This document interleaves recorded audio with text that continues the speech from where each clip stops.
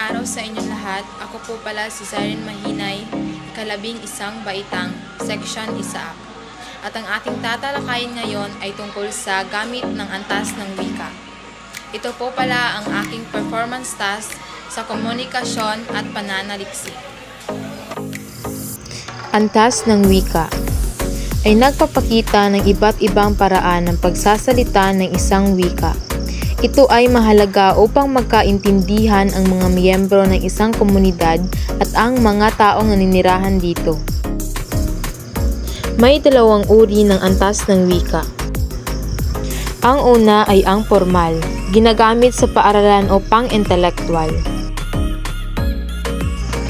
Ang pangalawa ay ang informal, mga salitang ginagamit sa pang-araw-araw o pangkaraniwang pakikipag-usap. Ito pa rin ang dalawang uri ng antas ng wika. Ang una pa rin ay ang formal. Ito ay salitang standard dahil ito ay kinikilala, tinatanggap at ginagamit ng karamihang nakapag-aaral sa wika. Kategorya ng formal na antas ng wika. Ang una ay ang pambansa. Ang pangalawa naman ay pampanitikan. Pambansa. Ito ang mga salitang ginagamit sa mga aklat at babasahing sumiserkula sa buong kapuluan at lahat ng paaralan.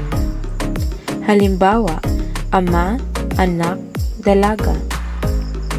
Pampanitikan. Ito ay pinakamayamang uri ng wika kung saan kadalasay ginagamit ang salita sa ibang kahulugan.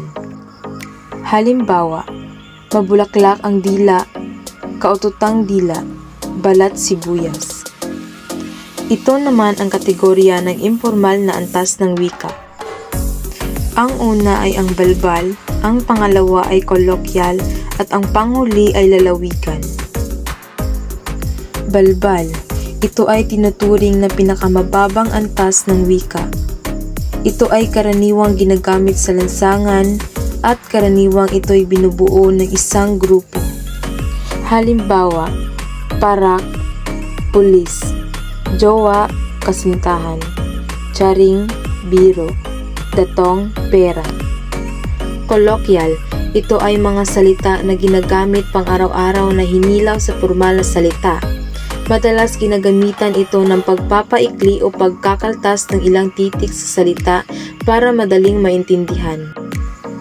Halimbawa, paano, paano, kailan, kailan, wag, huwag, pre, pare. Lalawigan. Ito ang mga salitang karaniwang salitain o dialekto ng mga katutubo sa mga lalawigan.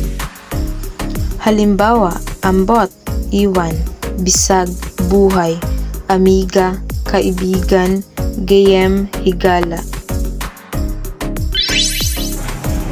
Ang hindi magmahal sa sariling wika ay higit pa sa hayop at malansang isda, kaya ating pagyamaning kusa, gaya ng inang sa atin ay nagpala.